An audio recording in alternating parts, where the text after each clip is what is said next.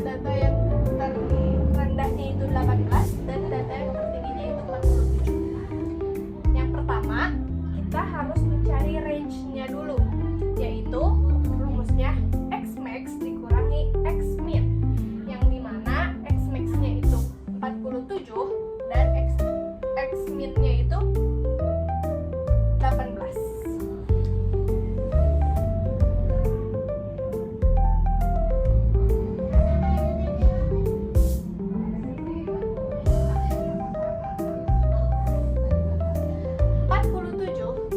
Dikurangi 18 sama dengan 29. Yang kedua yaitu kita mencari P. P itu dimana rumusnya 1 ditambah 3,3 log R, yang dimana log R itu adalah jumlah data. Jumlah data di sini adalah 50. Berarti N-nya diganti jadi 50. Di sini 1 ditambah 3,3 log 50 sama dengan 6. Sekarang kita mencari K.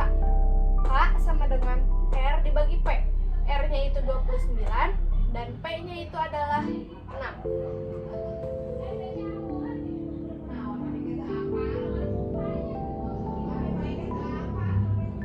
29 dibagi 6 sama dengan 5.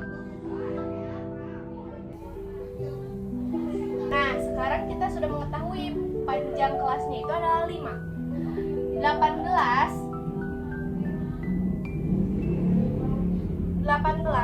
18, 19, 20, 21, 22. Berarti 18 sampai 22. Selanjutnya 23, 24, 25, 26, 27. Dan selanjutnya 28 sampai 32, 33 sampai 37, 38 sampai 42, 43 sampai 47. Ini dinamakan kelas limitnya. Lanjut, kita ke kelas boundaries. Gimana sih caranya menghitung kelas boundaries? Kelas boundaries yaitu dari panjang kelas yang sebelah kiri ini, yang sebelah kiri ini dikurangi 0,5 dan yang sebelah kanannya ini ditambah 0,5. Jadi 18 dikurangi 0,5 sama dengan 17,5. 22 ditambah 0,5 sama dengan 22,5. Dan selanjutnya 22,5 sampai 27,5. 27,5 sampai 32,5. 32,5 sampai 37,5. 37,5 sampai 42,5. 42,5 sampai 47,5. Dan ini berlaku seterusnya ya. Dari sini. Sekarang tally. Tally ini adalah 8 menghitung. Cara menghitungnya dari 18 sampai 22 itu ada berapa sih? Nah, sama seperti frekuensi. Kalau tally itu yang cara pemotretan hitungannya. Nah, frekuensi, langsung saja kita ke frekuensi. Frekuensi dari 18 sampai 22 itu ada berapa data? Yaitu ada 7. 32 sampai 27 ada 6. 28 sampai 32 ada 14. 33 sampai 37 ada 19. 38 sampai 42 ada 3. 43 sampai 47 itu ada 1. Totalnya adalah 50 data. Sekarang kita mencari midpoint. Gimana sih cara mencari midpoint? Midpoint itu dari panjang kelas ini ditambah. Contoh 18 ditambah 22 dibagi 2 sama dengan 20. 23 ditambah 27 dibagi 2 sama dengan 25. 28 ditambah 32 dibagi 2 jadi 30. 33 ditambah 37 dibagi 2 sama dengan 35. 38 ditambah 47 dibagi 2 sama dengan 40. 43 ditambah 47 dibagi 2 sama dengan 45. Nah, sekarang kita sudah menemukan midpoint-nya. Lanjut kita ke frekuensi.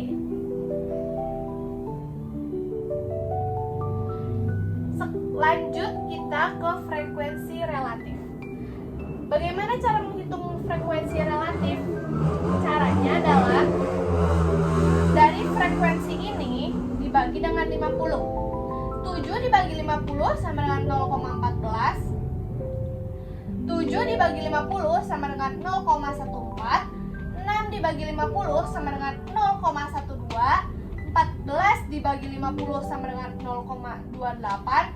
19 dibagi 50 sama dengan 0,38. 3 dibagi 50 sama dengan 0,06. 1 dibagi 50 sama dengan 0,02. Nah, di sini kita mencari dulu frekuensi kumulatif. Caranya adalah frekuensi ini ditambah frekuensi berikutnya. Misalnya 7, di sini tulis 7. 7 ditambah 6 sama dengan 13. 13 ditambah 14 sama dengan 27. 27 ditambah 19 sama dengan 46. 46 ditambah 3 sama dengan 49. 49 ditambah 1 sama dengan 50. Nah, bagaimana sih? Selanjutnya kita akan mencari frekuensi relatif kumulatif. Bagaimana sih cara mencarinya? Kita dari frekuensi relatif dulu, kita ubah menjadi persen. 0,14 diubah menjadi persen menjadi 14%. 0,12 diubah menjadi persen menjadi 12%. 0,28 diubah menjadi 28%. 0,38 diubah menjadi 38%. 0,06 diubah menjadi 6%. 0,02 diubah menjadi 2%. Selanjutnya untuk itu kita ditambahkan. Ini kan sudah ada 14. Ini 14 kan? 14%. 14% ditambah 12% sama dengan 26. 26 ditambah 28% sama dengan 54%. 54% ditambah 38% 92%. 92% ditambah 6% sama dengan 98%. 98% ditambah 2% sama dengan 100%. Nah, sekarang kita lanjut membahas histogram. Gimana sih cara membuat histogram? Yang pertama itu kita sumbui Y-nya itu adalah memakai frekuensi. Ini ada 1, 3, 6, 7, 14, dan 19. Diurutkan berdasarkan dari yang terkecil sampai yang terbesar. Lanjut di sini adalah memakai batas. Ini ada 17,5, 22,5, 27,5 dan seterusnya. Di sini batang yang pertama itu dari 17 sampai 22,5 itu frekuensinya adalah 7. Dari 22,5 sampai 27,5 itu frekuensinya 6. Dari 27,5 sampai 32,5 itu adalah 14 frekuensinya. Dari 32,5 sampai 37,5 yaitu 19 frekuensinya. Dari 37,5 sampai 42,5 itu frekuensinya ada di 3. Dari 42,5 sampai 47,5 itu ada 1 frekuensinya. Nah, jadi itu ya yang dinamakan histogram. Selanjutnya kita mencari poligon. Bagaimana sih cara membuat poligon? Yaitu kita menggunakan midpoint yang telah kita cari ini. Yang pertama kita masih dengan sama, ke sininya frekuensinya ada berapa. Lanjut di sininya, namun di sininya diganti menjadi midpoint. Ada 20, 25, 30 dan seterusnya. Kita bisa lihat di sini untuk yang pertama itu 20, midpoint 20 itu berada di 7 frekuensinya. Kalau 25 itu berada di 6, 30 itu berada di 14, 35 itu berada di 19, 40 itu berada berada di 3 dan 45 itu berada di 1 frekuensinya. Lanjut, sekarang kita akan membahas tentang OGIF. OGIF di sini memakai frekuensi kumulatif. Kan biasanya yang di sini itu memakai frekuensi. Nah, kalau OGIF itu memakai frekuensi kumulatif, yaitu ada 7, 13, 27, 46, 49, dan 50. Namun di sini tetap sama memakai batas. Nah, untuk 17,5 berarti ini kelas bondarisnya 17,5 itu ada di 7. Dan 22,5 itu berada di 13, 27,5 itu berada di 27, 32,5 itu berada di 46, 37,5 itu berada di 49, dan 42,5 itu berada di 50. Nah, jadi untuk yang nomor 1 ini dia jawabannya. Sekarang kita akan lanjut ke nomor 2. Nomor 2 itu ada data, yaitu datanya 19, 20, 20, 27, 28, 31, 32, 32, 32, 33. Dan di sini jumlah datanya ada 10. Yang pertama kita mencari mean. Rumus mean adalah X bar sama dengan sigma X per M, yaitu sigma X-nya karena datanya ada 10 berarti X1 ditambah X2 ditambah X3 dan seterusnya sampai X10 dibagi M. Berarti data X1 itu 19, data X2 20, data X3 itu 20, X4 27, X5 28 dan seterusnya dibagi 10 sama dengan 274 dibagi 10 sama dengan 27,4. Jadi mean yang dihasilkan dari data di atas ini adalah 27,4. Selanjutnya kita akan mencari median. Median rumusnya bisa 28 ditambah 31 dibagi 2 sama dengan 59 dibagi 2 sama dengan 29,5. Itu tuh dilihat karena ini datanya ada 10 berarti 1, 2, 3, 4, 5 1, 2, 3, 4, 5. Berarti yang ini 28 ditambah 31 bagi 2. Berarti adanya tuh di sini mediannya. Oke.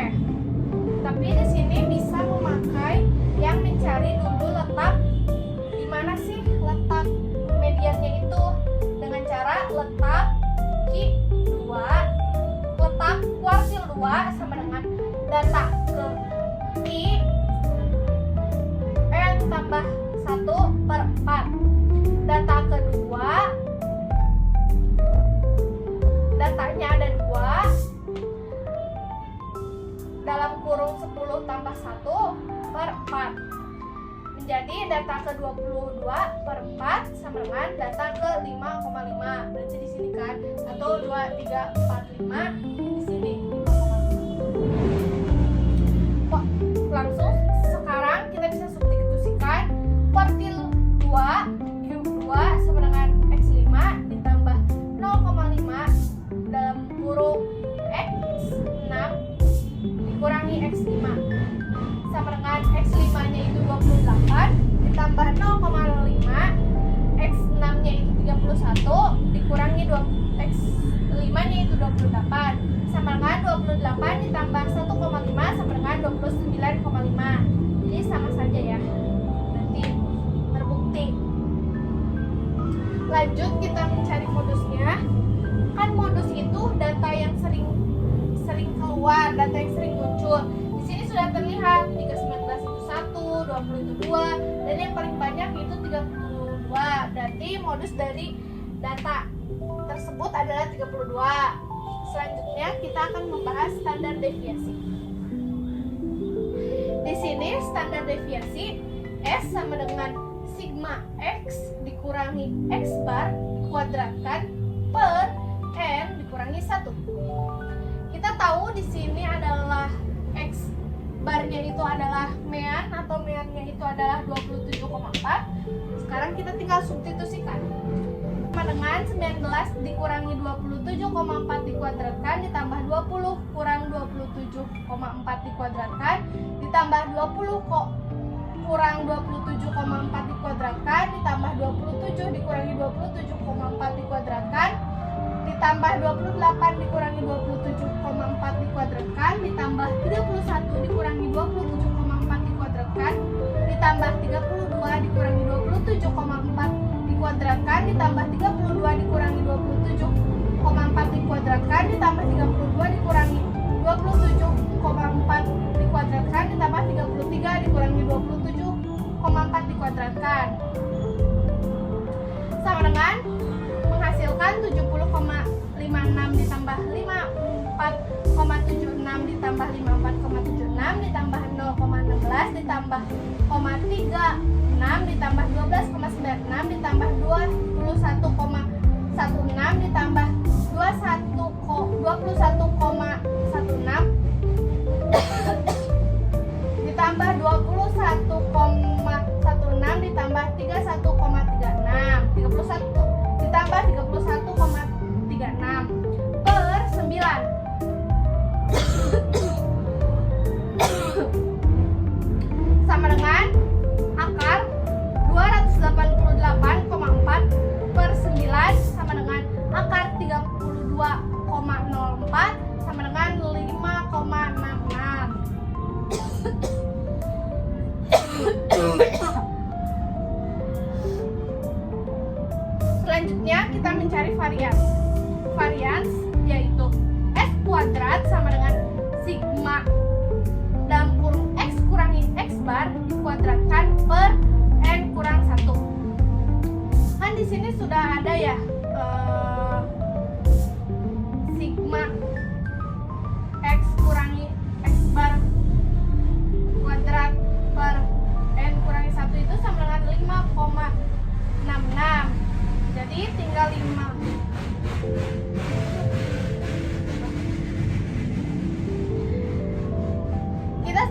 Kita sudah ketahui kalau ini tuh sama dengan 5,66. Jadi tinggal 5,66 dikuadratkan sama dengan 32,04. Sekian.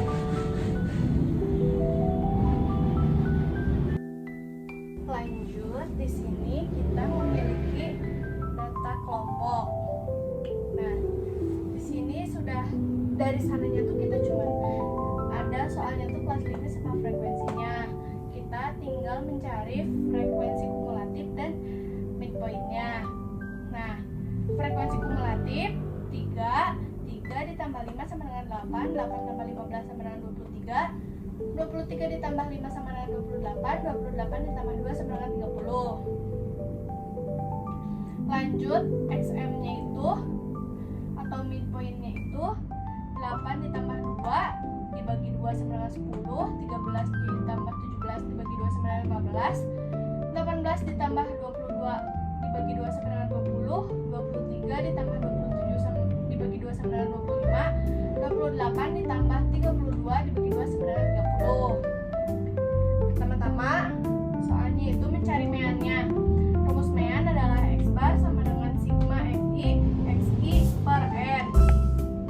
Karena di sini diketahui banyak datanya itu ada 30, jadi F1 XM1 ditambah F2 XM2 ditambah seterusnya sampai F30 XM30 dibagi 30 sama dengan 3 frekuensinya 3 dikali 10 ditambah 5 dikali 15 ditambah 15 dikali 20 ditambah 5 dikali 25 ditambah 2 kali 30 dibagi 30 sama dengan 30 ditambah 75 ditambah 300 tambah 125 tambah 60 dibagi 30 sama dengan 590 dibagi 30 sama dengan 19,66. Kita sudah menemukan meannya.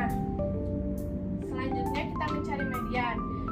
kita cari dulu letak kuartilnya itu di mana, yaitu letak kuartil Q2 sama dengan 2/4 dikali N, 2/4 dikali 30, karena banyaknya data ada 30 sama dengan 15, berarti ada di sini 15 tuh.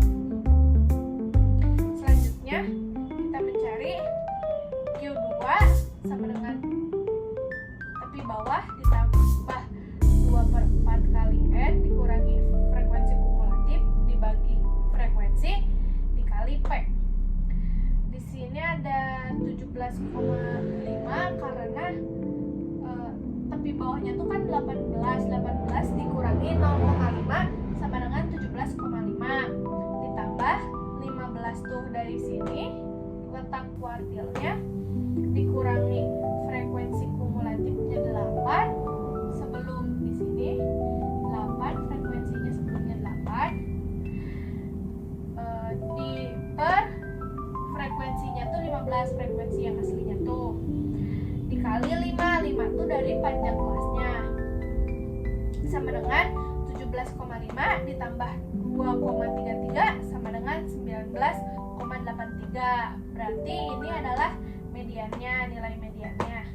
Selanjutnya kita mencari modusnya, yaitu D1 rumus modus adalah tepi bawah ditambah D1 per D1 tambah D2 dikali P.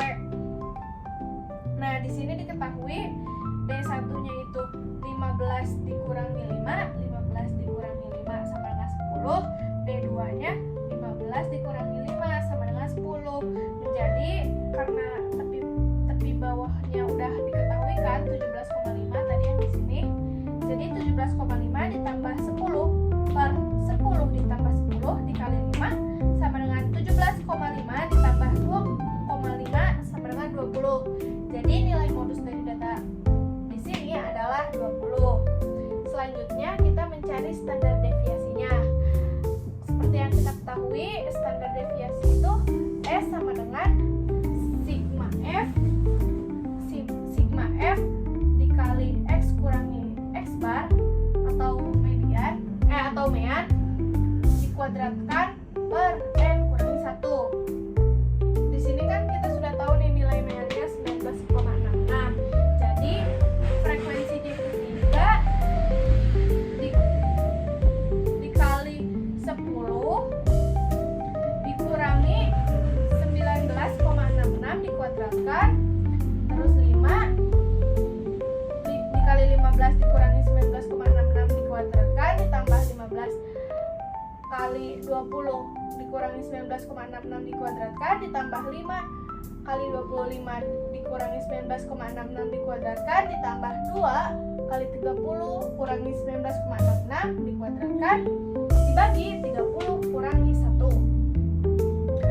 Hasilnya menjadi akar 279,93 ditambah 108,578 ditambah 1,734 ditambah 142,5 ditambah 213,5 dibagi 29 sama dengan akar 746,572 per 29 sama dengan akar 25,747 sama dengan 5.074. Nah, ini nilai standar deviasinya. Selanjutnya kita mencari variansnya. Variansnya itu S kuadrat atau standar deviasi dikuadratkan. Kita sudah menemukan standar deviasinya itu 5.704 dikuadratkan sama dengan 25.747. Nah, jawabannya itu ada 4. Yang pertama, nominal. Nominal adalah data hanya sebagai kategori atau tabel. Bisa contohnya agama dan jenis kelamin. Yang kedua, ordinal, data memiliki urutan atau peringkat, misalnya peringkat kelas. Yang ketiga, interval. Interval memiliki jarak yang sama tetapi tidak punya nol mutlak, seperti suhu Celcius. Yang keempat, rasio. rasio memiliki jarak yang sama dan nol mutlak. Misalnya umur, berat badan, tinggi badan, dan lain-lain. Sekarang kita lanjut ke nomor 5, yaitu ada 2 kurva. Nah, kalau ini rata-ratanya sama, tapi standar deviasinya berbeda. Ini standar deviasinya lebih kecil dan ini standar deviasinya lebih besar. Yang B, standar deviasinya sama, tapi rata-ratanya berbeda karena kurvanya juga rata-rata. Yang B, standar deviasinya sama, tetapi rata-ratanya berbeda. Bisa dilihat ya, ini rata-ratanya yang garis putus-putus. Tapi standar deviasinya sama, kurvanya. Yang C, rata-rata dan standar deviasinya berbeda. Otomatis ini standar deviasinya lebih kecil dan rata-ratanya juga dan ini standar deviasinya lebih besar. Tetapi rata-ratanya pun sama, berbeda karena ini lebih tinggi dan ini lebih pendek, cenderung pendek. Lanjut. Nomor 6. Ini adalah kurva normal yang dimana mean, modus, dan mediannya tuh sama-sama di tengah. Kurva normal. Kalau B, ini namanya kurva bimodal, yaitu modusnya di sini, tetapi median dan meannya itu di tengah. Lanjut, yang C itu kurva miring kiri atau skew negatif. Meannya itu paling sebelah kiri karena negatif, dan ekornya tuh lebih panjang ke kiri, jadi meannya di sebelah kiri, lalu ada median dan ada modusnya. Lalu yang terakhir ini ada kurva juga, cuman ini kebalikannya kayak lebih ke kanan. Ini bisa disebut kurva miring kanan atau skew positif. Modusnya sebelah sini, sebelah paling kiri. Ininya median di tengah. Modusnya ini dan meannya di tengah. Modus dan mediannya di tengah. Namun meannya itu paling sebelah kanan. Karena ini ekornya cenderung ke kanan. Sekian video dari saya. Mohon maaf apabila banyak kekurangan dan kesalahannya. Terima kasih. Dadah.